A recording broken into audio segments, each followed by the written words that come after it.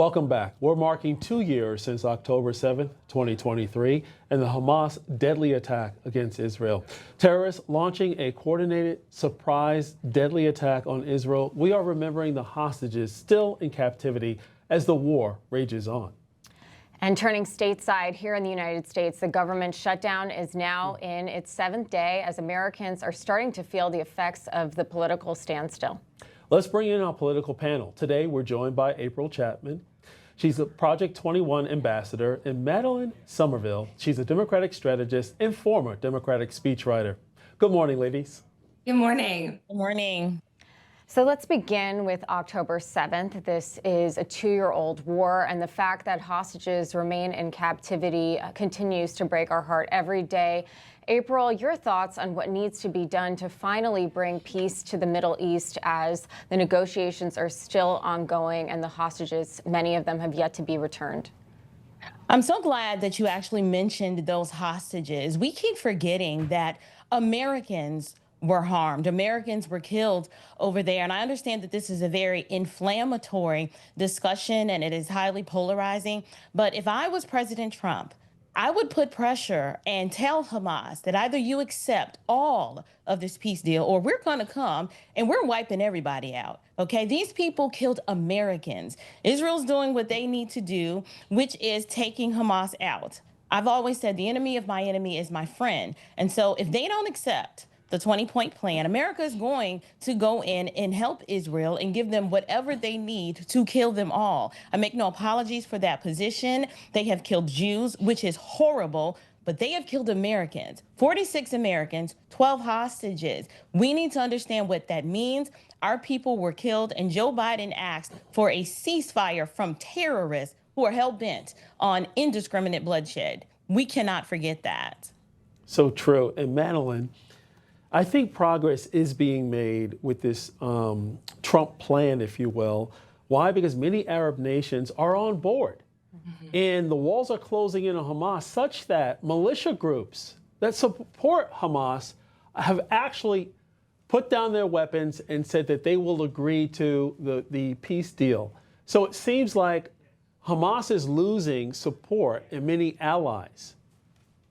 Yeah, it's extraordinary. And usually what I say to convince people that I don't have Trump derangement syndrome is if he ends this war, I hope he does get the Nobel Peace Prize because that's extraordinary.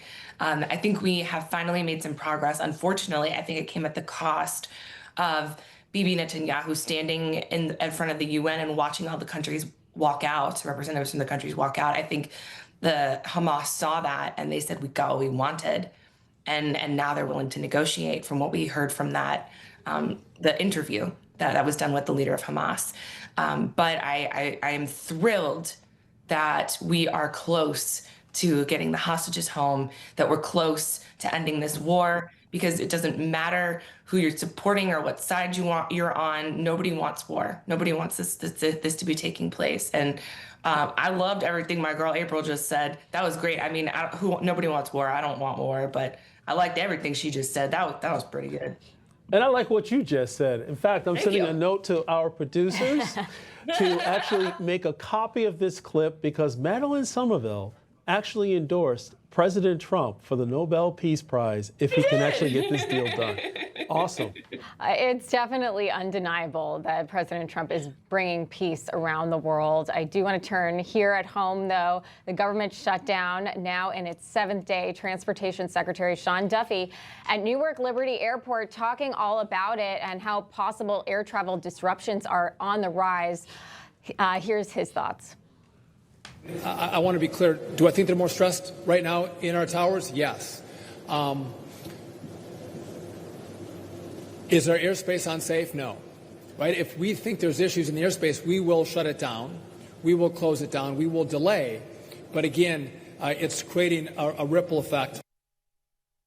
I mean, April, we were just making progress here with the transportation secretary overhauling so much in our nation. The Trump administration clearly taking the situation very seriously. Your reaction? I mean, I've got travel planned for this weekend, and so it is important to me to feel safe. But here's the facts. Everybody knows, even a 3-year-old knows, we are going off a fiscal cliff. We have got to stop the spending. We know this, but unfortunately, Democrats have said no. We must increase the spending. It's very reckless. They do not care about our future. They are trying to implode this economy so that they can reset it as a socialist utopia. Now, of course, they're going to deny this, right? But who are you going to believe? Either your lying eyes or you're going to believe someone who is telling you they want us to go bankrupt. Why else would they not be willing to cut the unnecessary spending and spend instead they want to spend it on silly stuff such as circumcisions in countries that have names that we can't even pronounce? If they claim to care about health care, there was a time to have a conversation about Obamacare and to do something about it. So I support the government's shutdown. How at the same time, I do want to balance safety for the American people with air traffic control and other necessary services. So true. And Madeline, the thing is that Democrats, they're sympathizing with Hamas, they're sympathizing with illegals. The priorities are way out of control, and the legacy media is actually supporting many of these Democratic positions. Take a listen to the ladies on The View with their nonsense. She's threatening to go to the Super Bowl when Bad Bunny is there and round up all these people that are illegal immigrants. Let me understand what you're saying, because she's going to go to the Super Bowl and round up. How's she going to know who's who? Because the Supreme Court has given permission to question anyone who has a Spanish accent or has a dark skin. Yeah. So here's That's the why. thing. Here's the thing. Everybody get a little cocoa butter, sit in the sun. That's the first thing. and this is the only time you can probably ever do this. Give yourself a Latin accent. You know, Whoopi, that is And such a just good see- idea. And see if she can tell who's who. Madeline, this question is directed toward you. I don't think you support blackface, but, you know, the color butter thing, it's just a new term for blackface. And it came out of the mouth of Whoopi Goldberg, and all the other ladies, white and black, laughed as though it's funny. What's your reaction? Yeah, it's really interesting. So I think that the new concept of cancel culture is interesting, right? Because we saw a shift recently with it coming from the right versus the left. So there are a lot of people who have jumped on the bandwagon of, oh, I wasn't into cancel culture. I can honestly say that I was never into it, and Krisha had my back on this one a while ago. But since you directed the question at me, I'll tell you the way I feel about it in general.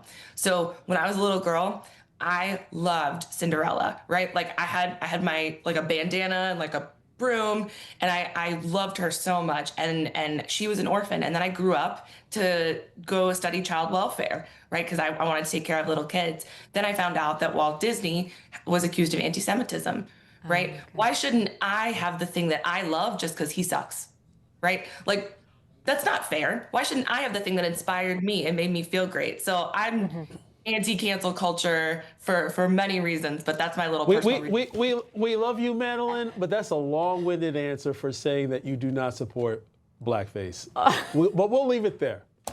All right, we'll leave it there. Me personally. Yeah, no, we get it. April Chapman, Madeline Somerville, we appreciate your joining us. Thank you so much. Thank you. You bet. You got Thanks, it. guys.